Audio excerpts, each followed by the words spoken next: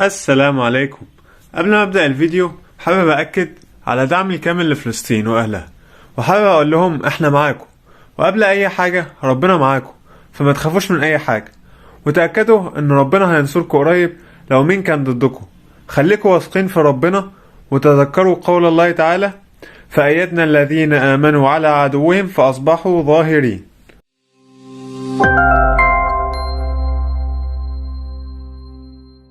نخش في موضوعنا بقى، وهو ان انا جاي اقول لكم على شويه تيبس اند تريكس تساعدكم وانتوا شغالين كلاس 1 كومبوزيت ريستوريشن. اول حاجه، اوعى تعمل بيفل في كلاس 1 زي اللي بتعمله في الانتيريور، عشان دي ستريس بيرنج اريا. طب ايه هو البيفل الاول؟ البيفل هو انك تشيل من السنه بحيث ان هي تبقى متدرجه، يعني نازله مسحوبه كده، بحيث ان انا لما اجي اعمل الريستوريشن بتاعتي النقله اللي ما بين السنه والريستوريشن تبقى متاخده بالتدريج، مش هلاقي السنه وبعدين هوب الريستوريشن. طب ليه ما بنعملهاش مع ان هي بتدينا شكل حلو وبتعمل بلندنج ما بين السنه والريستوريشن؟ هقولك. دلوقتي انت عملت بيفل وحطيت الحشوه في جزء منها هيبقى رفيع جدا، مش هيستحمل الفورس اللي نازله عليه فهيتكسر. فانت عشان تتجنب حدوث ده ما تعملش بيفل على الاوكلوزال سيرفيس، لكن ليها انديكيشنز تانية نبقى نقول لكم عليها ان شاء الله في فيديو تاني. تاني حاجه وهي اننا بنستخدم السنو بلو تكنيك، وده عباره عن اننا بنحط حته صغيره فلوبل وما بنعملهاش كيوري، ونحط فوق الكومبوزيت وبعدين نعمله كيوري. تالت حاجه وهي ان احنا بنحط الكومبوزيت بنظام انكريمنت، كل انكريمنت 2 مللي، بكتير قوي 4 مللي لو انت شغال بباكابل كومبوزيت. رابع حاجه وهي ان انا ببني السنه بنظام كاسب باي كاسب، ودي احسن طريقه نقدر نطلع بيها اناتومي.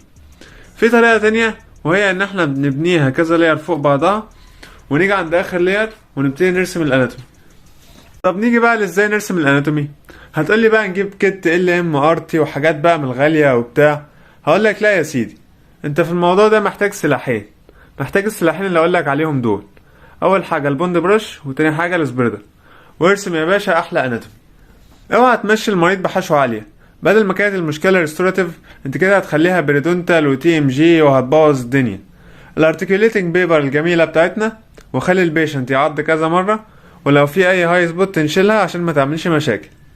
في البوليشنج بقى ممكن نستخدم الجوت هير بوليشنج براش مع الدايموند بيست كبوليشنج بيست، او ممكن نستخدم الفيلت ويل مع الالومنيوم اوكسايد، وممكن نبدل ما بينهم عادي. يعني انا ممكن استخدم الفيلت ويل مع الدايموند بيست مش هيقول لا، وممكن كمان استخدم الكندا بوليشنج كيت كبري بوليشنج ستيب. وبكده ينتهي الفيديو بتاعنا النهارده.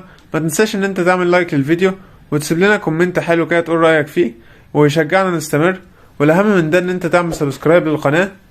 والسلام عليكم ورحمه الله وبركاته.